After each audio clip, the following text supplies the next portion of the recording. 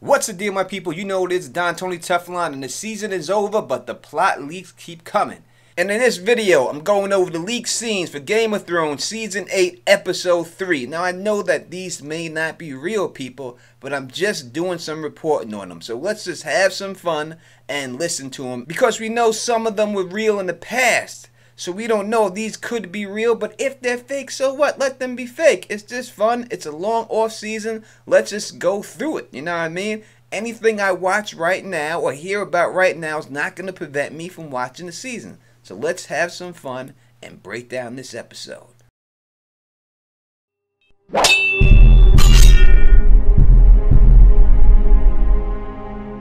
Scene 1. Jon, Daenerys, Sansa, Robin, Lord Royce, Jaime, Bronn, Edmure, Varys, Brienne, Tyrion, Jorah, Gendry, Sam, Gilly, Davos, Missandei, Little Sam, and Theon all arrive in Greywater Watch. Not all of these characters appear on screen though. They make a stop to rest there and discuss their strategy to defeat the Night's King for good. Inside Greywater Watch, Daenerys, Jon, Jaime, Bronn, Edmure, Tyrion, Sansa, Sam, Davos, Robin, and Lord Royce discuss how they will organize themselves before splitting up. Jon proposes that they await the Night's King attack from the Eyrie, since the fortress is very difficult to impregnate. Tyrion jokes that the Night's King only needs 10 good men to impregnate that bitch, but only Bronn catches the joke. The remaining Lannister and Tully army defends River Run together with Edmure, Tyrion, Jaime, and Bronn. When the Eyrie gets attacked first, the Night's King army has to get lured into the Bloody Gate, and that's when the Lannister and Tully forces need to join the attack as well. Theon has to take back Pike and defend it together with the remaining army of the North and Ironborn.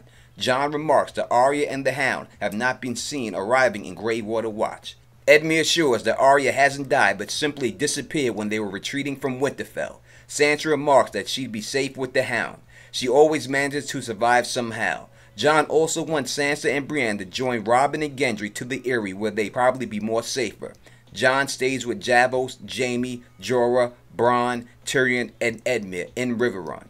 Jon wants Daenerys to travel to Dragonstone together with Varys and Missandei. Sam and Gilly should travel with her. Maester Walken receives bad news though. Lyanna Mormont didn't make it to Bear Island and died. Scene 2. Next shot is Arya and the Hound traveling on the King's Road. The Hound complains to Arya that she should have followed her brother and sister, and that she's a stupid girl to travel alone in the North now that the army of the undead fuckers are around. Arya answers the Hound that he shouldn't have sticked with her if he's scared. The Hound douces that Arya is traveling to King's Landing, but he doesn't understand why. Arya says she has to cross one last name off her list. The Hound laughs and tells Arya why she's still holding on to that fucking list since everyone will die soon anyway. Arya responds that she needs to kill Cersei herself. The Hound agrees and tells that he has some unfinished business with his brother as well. The two are encountered by an old woman who is asking for the king in the north.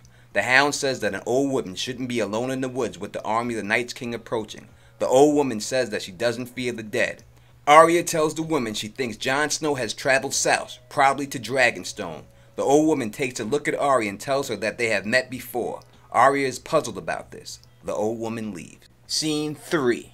During the night, the characters at Greywater Watch sleep in huts. Jon chats the last time with Howland Reed, asking if he joins them to the south since the White Walkers will probably hit Greywater Watch soon. Howland Reed tells that he's ready to die. He doesn't care of his life anymore, now with his children being passed away. He tells Jon Snow that the Walkers can have him. He tells Jon Snow he also needs to pay for his sins, for killing Arthur Dayne behind his back. He tells Jon the story of how he saw Ned Stark with baby Jon in his arms. His uncle always wanted to keep him safe, even willing to sacrifice his life for Jon. Howland tells Jon that he recognized a lot of traits of Ned and Jon Snow and says that he would make a good ruler on the Iron Throne. Jon insists that he isn't interested in that and leaves Howland Reed. Scene 4. Then, we see Cersei in King's Landing. Qyburn visits the Chamber of the Hand and informs Cersei that Winterfell has been attacked and Daenerys and Jon has lost a great deal of their army. Cersei smiles. Qyburn also tells that the Lannister army has joined the battle at Winterfell apparently. Cersei asks if Jaime has survived, but Qyburn tells that he doesn't know. Cersei answers that he shouldn't have. After that, Euron arrives back in King's Landing. He comes to tell Cersei that the Golden Company successfully took Storm's End and that the army is gathering right there. He tells Cersei he finally wants to receive his reward and they shouldn't wait to marry and be husband and wife tonight. Cersei reluctantly agrees. Scene 5. It's still night in Greywater Watch and the characters stay there until morning. Jon and Daenerys sleep together in a hut. Daenerys finally tells Jon that she's pregnant with his child. Jon is surprised and expresses his happiness toward Daenerys. He jokes that this is the only good thing that has happened to them at the moment. He also wonders about their child's health since they are family. Daenerys comforts Jon. The Targaryens have been inbreeding for years and she's perfectly healthy. Daenerys thinks she's having a son again, and she asks Jon what she would name their son. Jon thinks he should be named after the greatest person he knew in his life, the one that saved his life, his Uncle Ned. He wanted his son to be named Eddard Targaryen. Daenerys repeats his name and smiles. She says she likes it very much. The two start to kiss in their hut. Jaime visits Brienne's hut as well. Brienne grieves over Podrick's death, telling him that Podrick was the last person to deserve to die like that. Jaime agrees, telling Brienne that he was a good lad and he was lucky to have been around Brienne all that time. Scene 6. The Hound and Arya make a fire during the night. The Hound asks how she managed to cross off almost every name on her list, but before she can respond, she tells the Hound to shut up. She hears strange noises. Not much later, a group of whites attack Arya and the Hound. The two begin to fight the whites, but more whites come since they are attracted to the noise.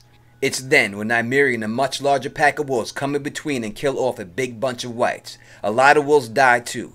When most of the whites are killed off, the Hound thinks they should flee as soon as they can before another group of whites come to kill them off. Arya discovers that she has lost Needle during the fight, but the Hound insists that there's no time to search for the damn sword and that they should leave immediately. This time Arya manages to have Nymeria follow her and the Hound. Scene 7. The wedding between Cersei Lannister and Euron Greyjoy takes place in the throne room. Euron looks very delighted. Cersei, not so. It's Qyburn who has them married. Cersei wears a tight, long black dress. She looks quite sad during the wedding. The wedding scene itself doesn't take long and the scene switches to the wedding bed. The scene is an intercut between Cersei and Euron having sex and Jaime and Brienne also having sex in their hut. The two still think of each other. Scene 8. Next morning, the group departs from Greywater Watch. Jon and Sansa say goodbye to each other for a time being. Jon asks Gendry to keep his sister safe. Daenerys and Jon also say goodbye and leave each other. Daenerys tells Jon that Drogon should stay with him. They'll need him to fight the Night's King. The two kiss before leaving each other. Jorah is having difficulties with that. We see all of the characters go different way, and that's how the episode ends. Now right off the bat, let me say this. In the episode before, they said Howland Reed was dead. Now they're saying Howland Reed is alive and they're all in Greywater Watch. What I think happened here is that Howland Reed's name got put in the death with the people in last episode because there were so many when he shouldn't have got put in there. And I think that that's what happened there, and that's why there's a contradiction there. But you tell me and put it in the cards. Do you think this is real or do you think that this is fake? As I said, all I'm doing is reporting on this. Other websites have reported on this, and now I'm going to report on it. Hopefully it's fake and we can just get some theories out of it. But if it's real, it happens to be real. So if you like the way I do this, please thumbs up this, please spread this across the realm, and please subscribe. And until next time, you know who it is. Peace and stay sexy.